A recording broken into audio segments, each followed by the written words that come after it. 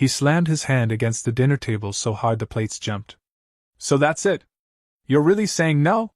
My dad's voice thundered through the room, echoing off the walls like a gavel delivering my sentence. Everyone went silent. My mom looked down at her lap. My brother didn't say a word, didn't defend me, didn't even flinch. The air was thick with judgment, and every pair of eyes in that room locked onto me like I was some traitor.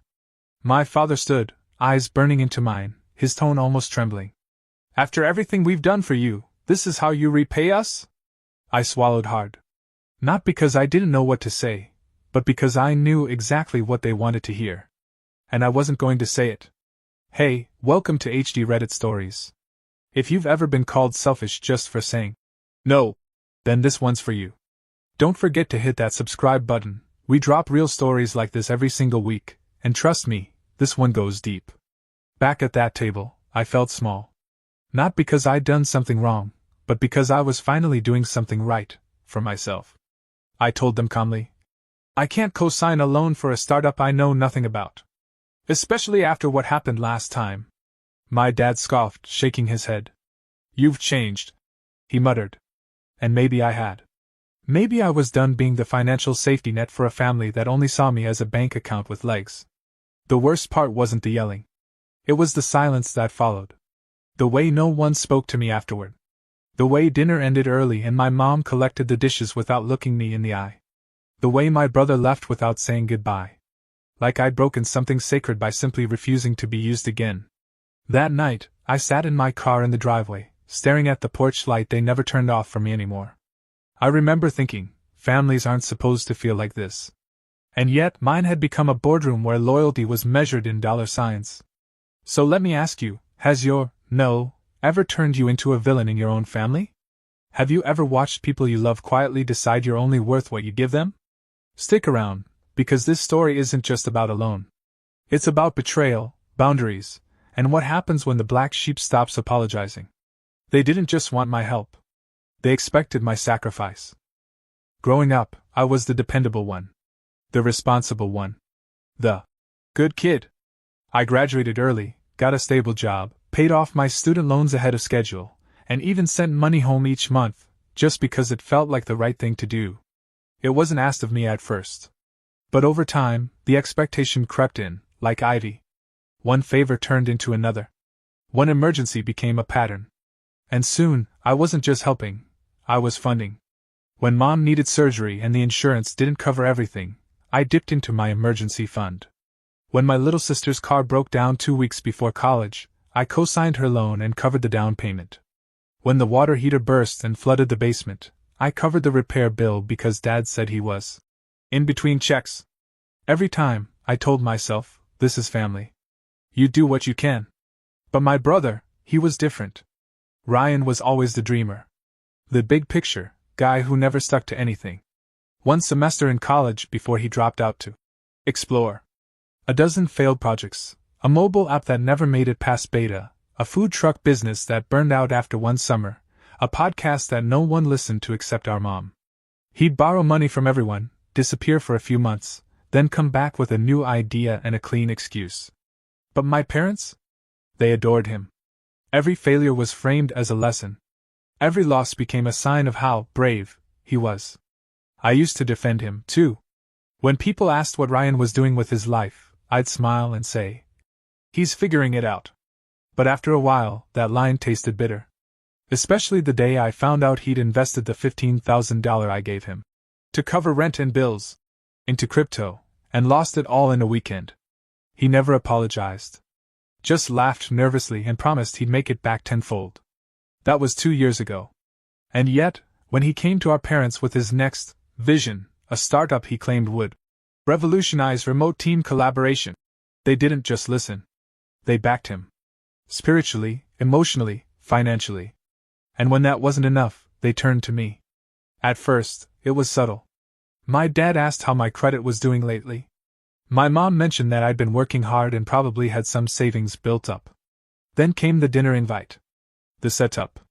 That's when Ryan laid out his pitch like a Shark Tank contestant, complete with a slideshow on his tablet. I didn't even have time to digest the salmon on my plate before Dad hit me with, "We think you should co-sign the loan." It's just a formality. Just a formality. Like I was a tool, not a person. A signature machine. I remember looking across the table at my brother, expecting, hoping, for some acknowledgement of our history. Of the money he never repaid. Of the opportunities he'd squandered. But all I saw was that old sparkle in his eyes. That entitled gleam that said, "Of course you'll do it. You always do." When I refused, chaos erupted. You already know how that ended. Dad slapping the table, the room going quiet, the air turning cold. What I didn't expect was what came after. The group chat went quiet. I stopped getting invites to family brunches. When I texted my mom to check in, she replied with short, clipped answers. "We're fine. Busy lately. Talk soon." Except she never did. Holidays were the worst. I offered to host Thanksgiving, thinking maybe a neutral space would help. No one came. Not even a polite, "Sorry, can't make it." Just silence. When I finally called my sister, she hesitated before answering. I could hear the guilt in her voice when she admitted, "They don't really want to talk to you right now. They think you've turned your back on Ryan." Turned my back? I started to question myself. Maybe I was being too harsh. Maybe they were right. But the more I replayed it all, the clearer it became. This wasn't about one loan. This was about boundaries. Boundaries I should have set years ago. I had become so used to being the fallback, the fixer, the provider, that the second I stopped, it was as if I'd committed treason. I began noticing just how invisible I'd become. On Facebook, photos of family dinners I wasn't invited to. Group outings. Ryan giving business updates on LinkedIn with my parents commenting, "So proud of you, son!" underneath. Like I was never part of the picture. What cut the deepest was how none of them seemed to miss me. My absence didn't leave a dent. It was as if the only value I brought was financial, and without that, I was nothing to them. So I stopped trying. I didn't send the usual birthday gifts. I didn't offer help when Mom mentioned their car broke down. I didn't reply when Dad sent a one-line email asking if I'd reconsider the loan. I moved into a small studio apartment across town and started building my own life, one where I wasn't someone else's backup plan. At first, the silence hurt. But slowly it became peace. For the first time in years, I had weekends to myself. My paycheck stayed mine. I rediscovered hobbies, cooking, photography, running by the river. I even started journaling.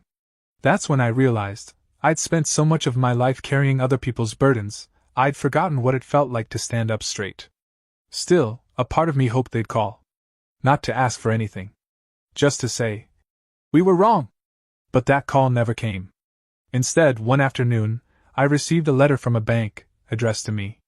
Apparently, Dad had used my name on a prior application for a business line of credit to help Ryan. I had no idea. And now, there were late fees piling up. It was the last thread I needed to cut. That night I didn't cry. I didn't rage. I just closed the letter, set it on the counter, and opened a new tab on my laptop. I started researching lawyers. Because if they saw me as a wallet, they were about to learn that I knew how to close accounts too. The letter sat on my desk for 3 days. I couldn't bring myself to open it again, not because I didn't know what it said, but because I already did. It was from the bank. It confirmed what I feared. My name was on a business line of credit application. Approved. Months ago. And the account was now delinquent. The business in question? Ryan's startup, the same one they wanted me to co-sign for.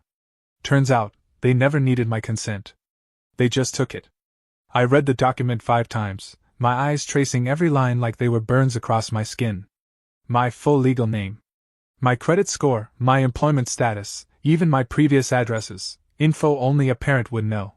My dad hadn't just pushed for my help. He forged it. I didn't scream. I didn't throw anything. I didn't even cry. I just sat there and let the silence grow thick around me. And then I stood up, grabbed my laptop, and typed 2 words into the search bar: fraud attorney. The first consultation was free. The lawyer, a no-nonsense woman named Alyssa, didn't even blink when I explained the situation. "This happens more often than people think," she said, flipping through the documents I scanned. "But most people don't have the spine to press charges when it's family." "I'm not pressing charges," I said, staring at my coffee. She looked up. "You should." I paused, then shook my head. "I just want out. I want my name off that account. I want this behind me. She smiled, but it wasn't friendly. It was sharp. We can do that.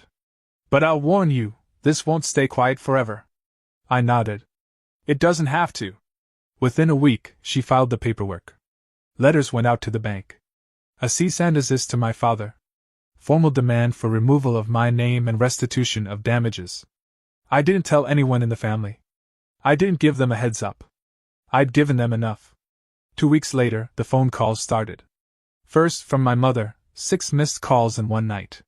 Then my sister. Finally, Ryan. I didn't answer any of them. I didn't have to. They started texting instead. Mom, we need to talk. It's not what you think.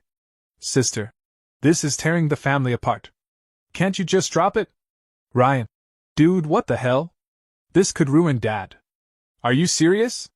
And then, it all spilled onto social media.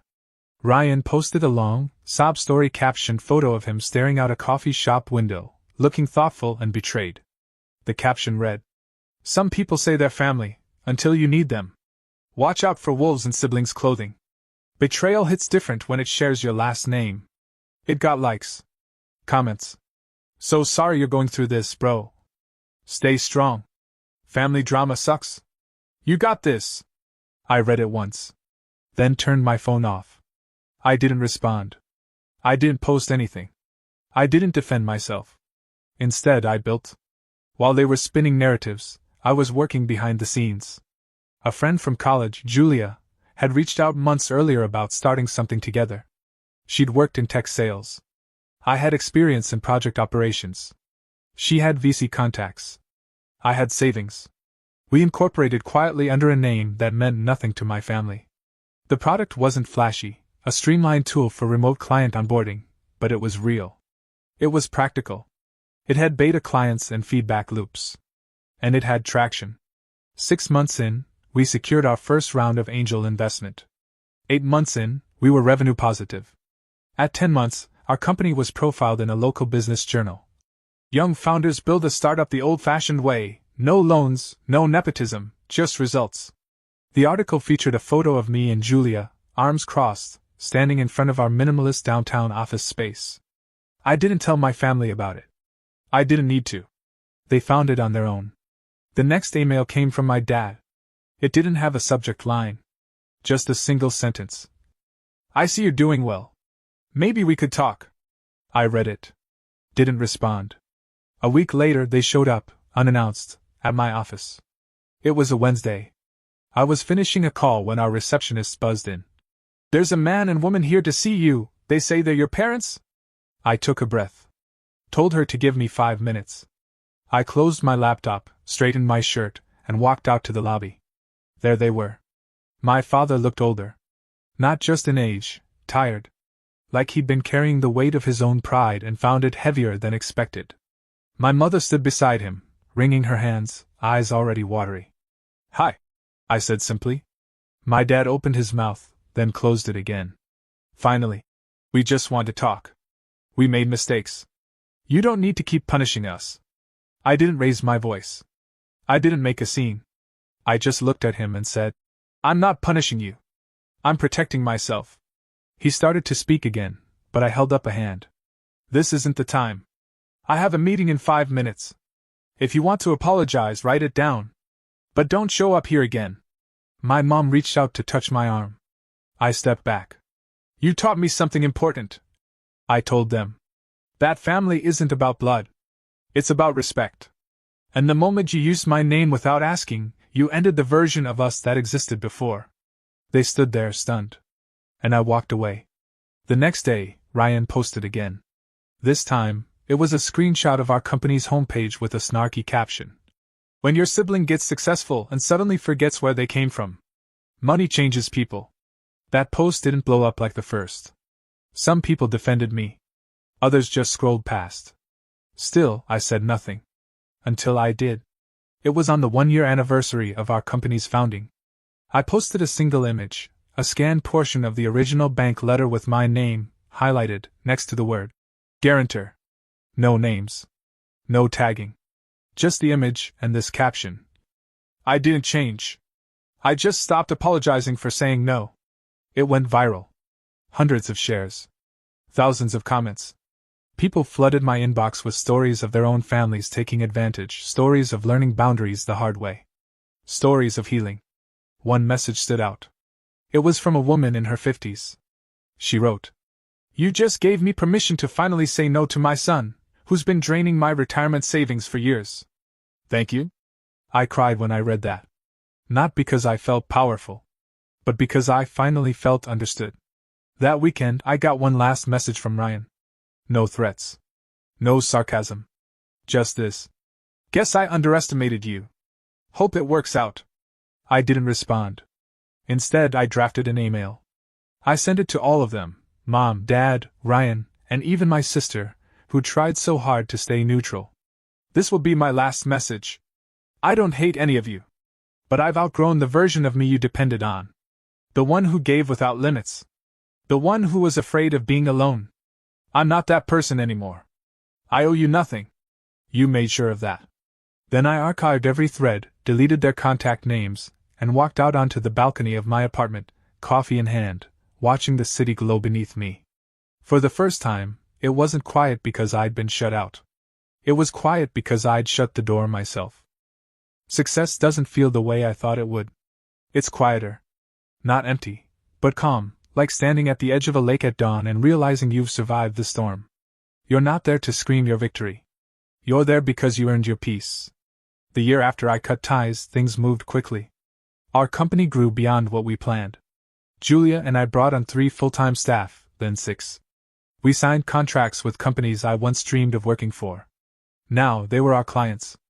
My face appeared in local entrepreneur panels. Podcasts reached out. My alma mater asked me to return as a guest speaker for a seminar called Building Without Permission. And still, I said nothing about my family. Not publicly. Not privately. They stayed silent, too. The lawyer handled the fallout. Eventually, the bank removed my name from the fraudulent loan account after my father accepted a settlement agreement, one that included a written statement of responsibility. That paper sits in my drawer. I haven't read it in full. I just needed to know it existed.